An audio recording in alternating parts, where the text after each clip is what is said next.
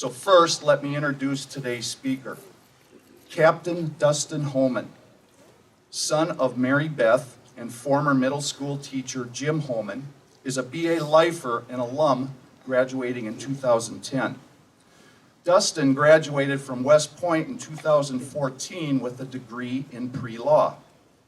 Some of his accomplishments over the years include airborne, qualified to jump from various planes and helicopters, received 2 Bronze Stars, 1 each for his deployments to Afghanistan, Joint Terminal Attack Controller, which is a combat air traffic controller, worked for Colorado governor and Wisconsin senator. His interests include snowboarding, scuba diving, hiking, and participating in triathlons. Wow, I'm really impressed with you. That is great. Dustin currently lives in Denver, Colorado, and is uncle to Avery and Quinn Homan, primary and lower school students, and was recently married last weekend to Allie, who's in attendance today. Hi, Allie. Please join me in welcoming Dustin Homan.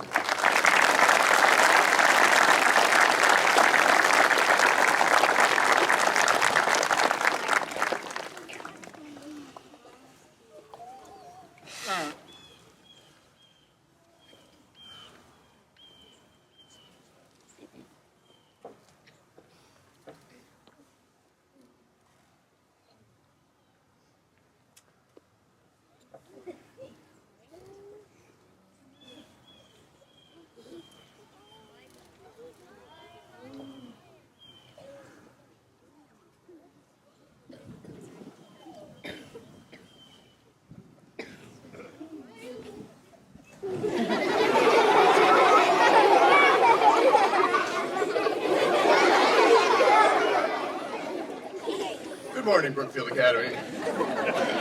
I'm sure you're all thinking, what the heck is this guy going to talk about? That was worth walking all the way up the hill, losing my break, my recess, my snack time, maybe my homeroom time. Well, when I was in probably 7th, 8th grade, which would be my 10th Founders Day assembly, I made a promise to myself. If I was ever honored, which I most certainly am, to be the speaker at Founders Day, I would not talk about the 5 stars. Don't get me wrong, the 5 stars are excellent values to live by, but there are some things that they just don't prepare you for. They will teach you how to make decisions ethically, how to lead with character, and how to be honest and truthful. But you will not find the joy of holding a newborn baby in the stars.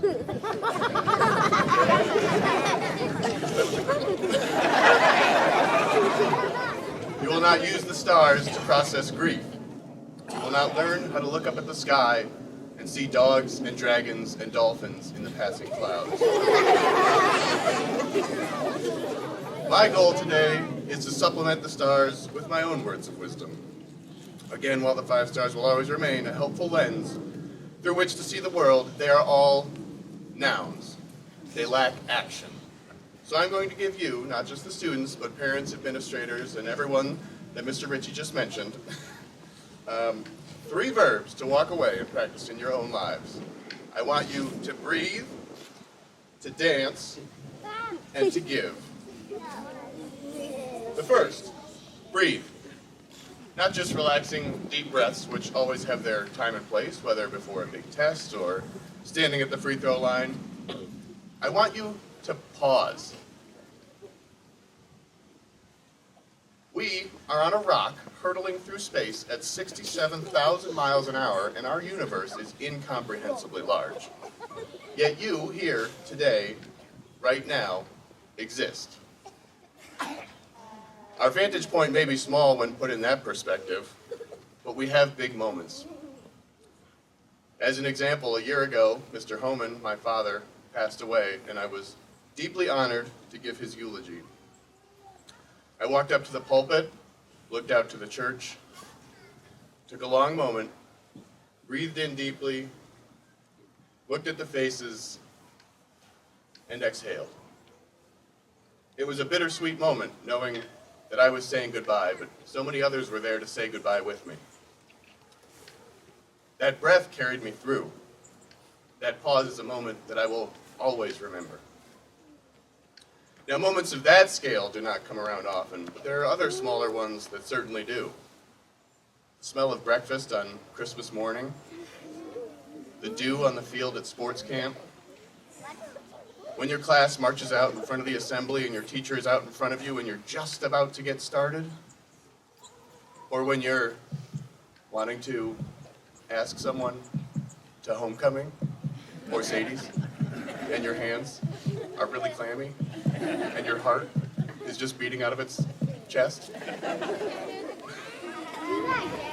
When you empty the pencil sharpener and catch the cedary smell of pencil shavings. When you open up a fresh box of pungent, waxy crayons. Take a moment and look around you. Breathe.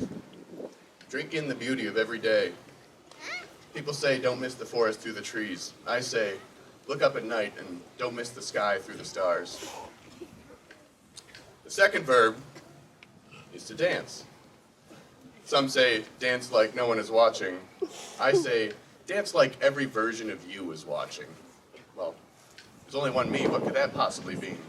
Well, let me tell you a little bit about the versions of me. There is the version of me that you're looking at right now. Here I am in all my glory.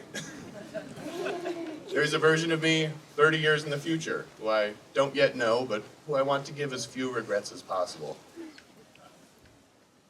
There's a version of me 20 years ago, still standing out in the assembly with you all today. There's a kid in me. There's the version of me that spent 4 years at West Point and 5 years in the Army, constantly told what to do, how to move and think, act and react, and how to be perfectly uniform with everyone around me. In other words, it was the version of me that tried to stamp out parts of me that I could never and would never change. You all will molt and have many versions of yourself. You can't change who you were yesterday, but you can change who you are today. Honor yourself by being unabashedly you. Manifest your happiness, make it contagious. Dance. Now, dancing does not just mean moving your body, though that is a straightforward way to do it.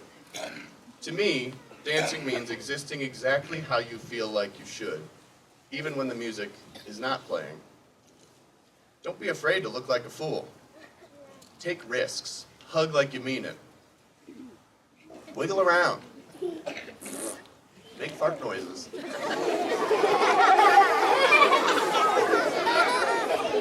you. Dance like every version of you is watching. Now those first two verbs are ways you can take care of yourself, but that is not where the richness in life lies. The last verb is to give, and this, I promise you, is the most important. Giving gifts and money is great, no doubt, I encourage that, but that's not what I mean. I want you to give time and give space. If you see someone dancing, don't shame them, join them. If you see someone hurting, sit with them. If you hurt someone, apologize and mean it. If you see someone who is different from you, don't be afraid of them. Just talk to them. Give people the space to laugh, to cry, to make mistakes, to learn, to be different, to grow into better versions of themselves. A very specific moment I remember in Afghanistan taught me this lesson. I'll spare the details, other than to assure you that war is the very, very worst that humans do. It stems from an inability to talk to each other to the point where violence is the only answer. It is the worst way to solve a problem. Real learning happens at the intersection of disagreement and curiosity. Disagreement is healthy. Some of you will go off to college soon and may see a very different world. People will disagree with you. That is okay. Learn and be curious. Give space and give time. I've talked about 3 new ways to appreciate the things around us: to breathe, to dance, and to give. Breathe and savor the magic in the world around you. Dance like every version of you is watching. Be exactly the person who you are on the inside that you feel. Be exactly the person who you feel you are on the inside that you are on the outside. And find fulfillment in giving yourself to others. You may not feel comfortable doing it today, and that's okay. But here's your first opportunity. Take a deep breath with me and look around.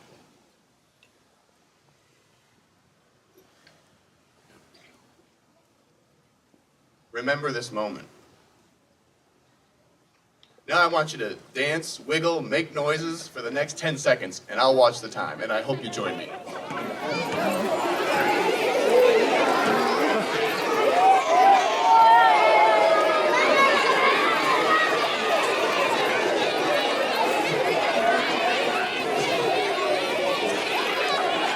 Who would have thought that might derail things?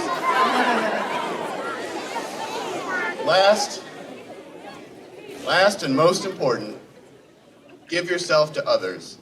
Give them time, give them space, give them your attention, give them your friendship. I pass that task on to you today and every day forward. Thank you.